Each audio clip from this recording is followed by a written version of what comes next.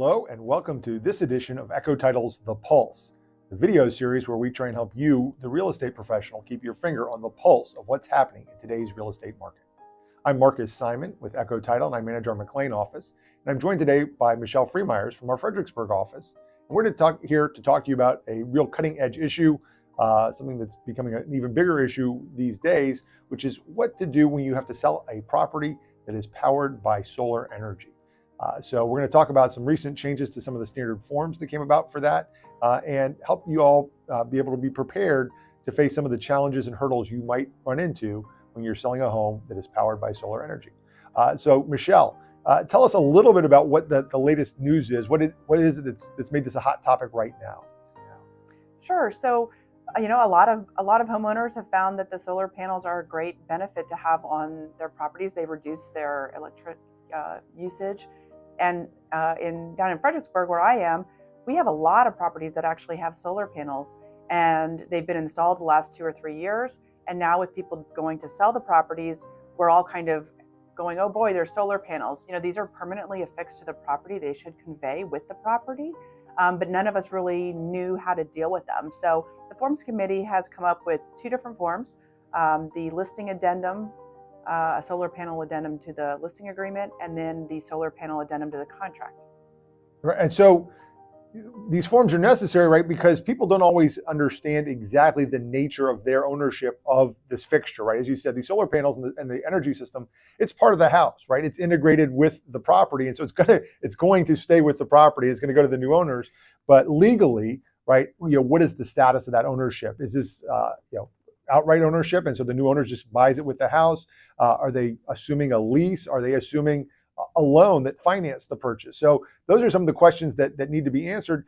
And I think you'll agree with me. We find sellers don't always, certainly not off the top of their head, know how to answer some of these questions. And so the Standard Forms Committee essentially created these forms, and they work a lot like a checklist for agents and for owners to sort of start going through and ticking through those different issues that they need to address before they can sell the property that's powered by solar. So tell us a little bit about how the forms deal with that.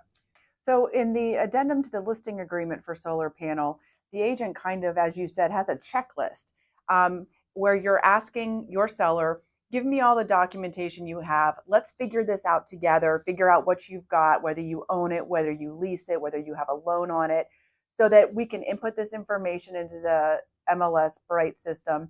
And that way, because we know the market's super fast right now. Once we go live on that listing, we're likely to have a couple of offers come in, and we need to make sure that the solar panel information is readily available, because when the buyer goes to write their contract, and it might be the listing agent helping the buyer's agent, advising them, hey, we need the solar panel contingency addendum.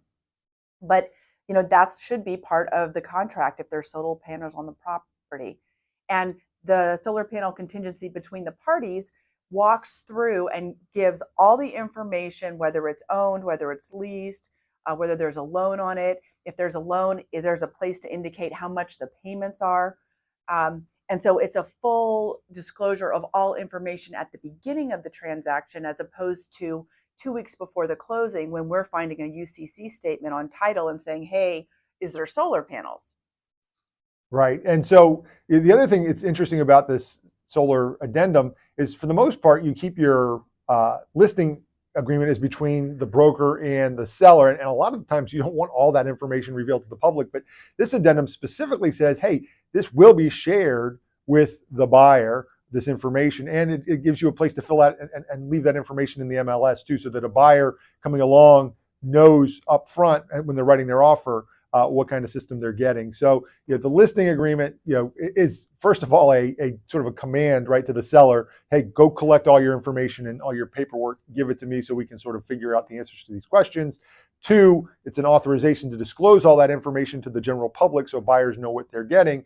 And then 3, it helps you guys know what steps are going to be required to make this conveyable, right, so that it will actually convey and how it conveys to the new buyer. So now we're through the listing piece of it, and we're working with a buyer. We've gone into the MLS. We've seen all the information disclosed to us by the seller and their listing agent about what kind of solar system we're dealing with. So tell us a little bit about what the contract document looks like that we need to add when we know we're dealing with a house that's powered by solar energy? Sure. So it's a very succinct addendum. It's a 2-page addendum.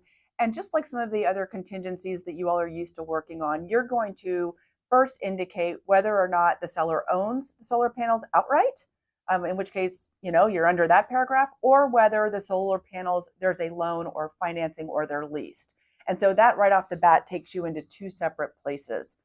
If they're owned outright, which oftentimes they are not because they're expensive systems. Usually people have financed these and are paying a monthly payment on them. But if they're owned outright, you just say they're owned outright, and here's all the documentation, and the seller has an obligation to provide this documentation within a certain amount of time period to the buyer. It is a contingency for the benefit of the buyer. The buyer gets the documents, looks at them, decides whether or not they want to go forward with the transaction. Pretty simple. Right. So that's the first part, right? So there's the document contingency, which is you have this many days to get me all your solar documentation and to verify essentially that what the ownership form is. And so I know as a buyer what my next steps are and what I have to do. Is there a loan I have to assume? Do I have to first qualify with the solar financier to assume the loan? And then also gives me the information I need to run it by my lender to say, hey, by the way, if I take on this additional loan, are you going to be willing to continue to lend me all this money I need to pay the mortgage so I can buy the house itself? And then there's a second part of the contingency. So once you get that, we've got a deadline now to decide what to do with that information. So talk to us a little bit about that. So the contingency where there's a loan or there's a lease on it, you're kind of going to walk through the same thing. You're going to say that there is a loan or a lease. The seller has a certain amount of time to provide those documents. And within this second section, there's actually 2 timelines, 2 different deadlines. The first is the deadline for the seller to provide all this information to the buyer. Once the buyer is in receipt of those documents, the buyer has a set amount of time to look through those and decide how to go forward. One of the challenging parts of this is that when you're assuming or taking over someone's loan, this isn't like a VA assumption, right? But the buyer does have to get with the solar company and apply for that loan and get approved for that loan. And so there's a third party that the clients are having to work with, and the seller's having to work with them too to kind of give permission to speak with them. So that buyer needs to walk through that program and get approved. So the question is, on the timelines for this, what are the timelines that we should do? Yeah, and that's the question, right?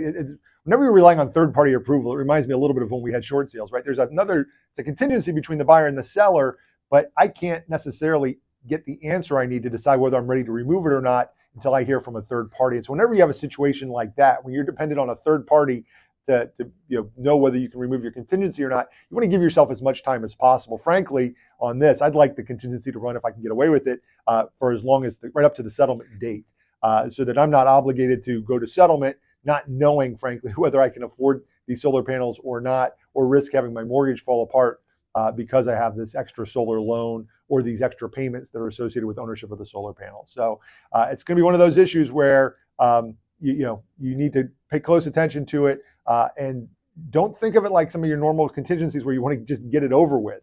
This is one where you may want to give yourself as much time and flexibility to address it. Everybody's got the same interest. Everybody wants the same thing, which is to buy and sell the house. But don't put yourself in a situation where you're forced to either default or walk away from the property because you've hit some arbitrary deadline and you don't have the information you need. Right. And guys, this is going to wrap up this section of the Pulse. If you like this video, go ahead and give us a like, share this video with friends. It helps us get the video out to everybody. And we will look forward to seeing you next time.